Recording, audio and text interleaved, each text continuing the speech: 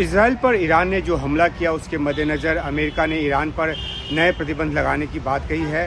White house की तरफ से जो बयान जारी किया गया उसमें कहा गया है कि राष्ट्रपति जो बाइडेन ईरान के मिसाइल और ड्रोन कार्यक्रमों पर कड़े प्रतिबंध लगाने जा रहे हैं। गौरतलब है कि ईरान ने इसराइल पर जो हमला किया उसमें अलग अलग तरह के मिसाइल और ड्रोन का इस्तेमाल किया गया और करीब 330 के आसपास जो प्रोजेक्टाइल्स हैं वो दागे, जिनमें से 90% को हवा में ही नष्ट करने का दावा जो है वो इसराइल की तरफ से किया गया। लेकिन कुछ मिसाइल और ड्रोन जो हैं वो इसराइल की ज़मीन तक पहुंचने में कामयाब रहे, जो कि अपने आप में इसराइल के मद्देनज़र काफ़ी गंभीर बात है।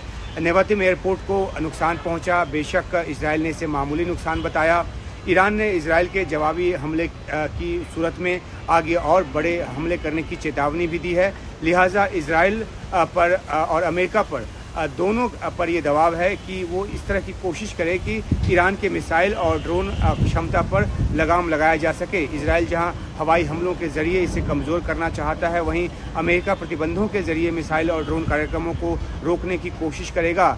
अमेरिका के जो राष्ट्रीय सुरक्षा सलाहकार हैं जेक सुलिवान, उन्होंने इस बाबत बयान भी दिया है और ईरान के विवादित न्यूक्लियर कार्यक्रम के चलते उस पर पहले से ही बहुत से प्रतिबंध हैं।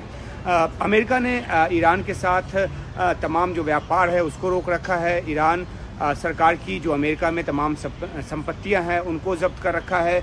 ईरान को किसी भी तरह की अमेरिकी विदेशी मदद या हथियारों की बिक्री पर भी रोक लगा रखी है।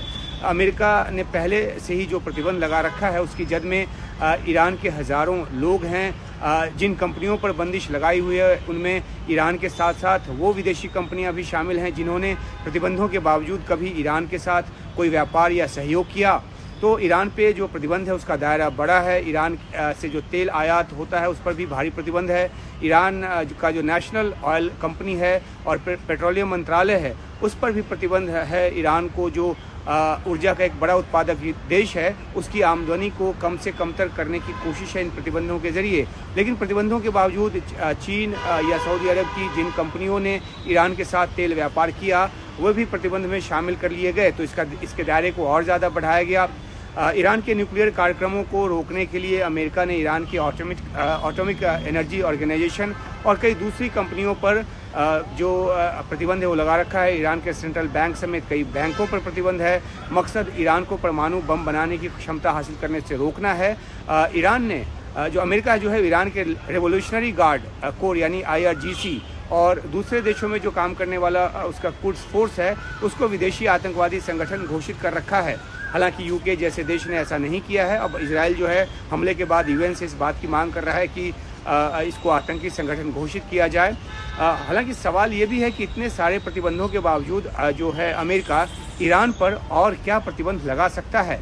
जो जानकारी निकल कर सामने आ रही है उसके मुताबिक अमेरिका जो है वो ईरान के तेल निर्यात की क्षमता को कम करने की दिशा में नए प्रतिबंध जो है वो लगा सकता है, मिसाइल कार्यक्रमों पर रोक लगाने के अलावा। हालांकि इससे तेल की कीमतों में और ज़्यादा इजाफा होने की आशंका है। उधर यूक्रेन रूस युद्ध के चलते रूस के तेल निर्यात पर प्रतिबंध जो है उससे बाज़ार में पहले ही बहुत ज़्यादा तनाव है, उथल पुथल है। लाल सागर से गुजरने वाले जहाज़ों पर ईरान समर्थित हूती विद्रोहियों के हमले ने भी तेल की कीमतों में आग लगाने का जो काम है वो किया है। तेल की कीमत बढ़ती है तो अमेरिकी जनता पर भी इसका असर होगा और क्योंकि वहाँ पे राष्ट्रपति चुनाव है तो बाइडेन की जो चुनौती है वो बढ़ेगी महंगाई के मद्देनज़र। इसराइल पर ईरान के हमले के तुरंत बाद अमेरिका में हाउस रिपब्लिकन्स जो लीडर्स हैं उन्होंने राष्ट्रपति जो बाइडेन पर आरोप लगाया कि वो ईरान पे प्रतिबंधों को कड़ाई से लागू करने में नाकाम रहे हैं। हाउस रिपब्लिकन्स जो हैं वो ऐसे बिल लाने की तैयारी में हैं जो ईरान पर प्रतिबंधों को और कठोर करेंगे। थोड़ा सा हम इतिहास में जाते हैं कि 2015 में यूरोपीय यूनियन P5+1 देशों जिसमें कि जर्मनी शामिल है और ईरान के बीच हुए न्यूक्लियर डील के बाद ईरान से बहुत से प्रतिबंध जो हैं वो हटा लिए गए थे। ईरान ने अपने परमाणु कार्यक्रम को रोकने का भरोसा दिया था। एक joint comprehensive plan of action यानी कि JCPO जो है उसके तहत ईरान के न्यूक्लियर प्लांटों की IAEA द्वारा निगरानी तय हुई थी। ईरान ने यह भी कहा था कि 12-13 सालों में अपने गैस सेंट्रीफ्यूज को 2/3 घटाएगा और संवर्धित यूरेनियम का जो भंडार है उसको 90% कम करेगा। इस दौरान जो है अपने हेवी वाटर फैसिलिटी को भी नहीं बढ़ाने का भरोसा ईरान की तरफ से दिया गया था।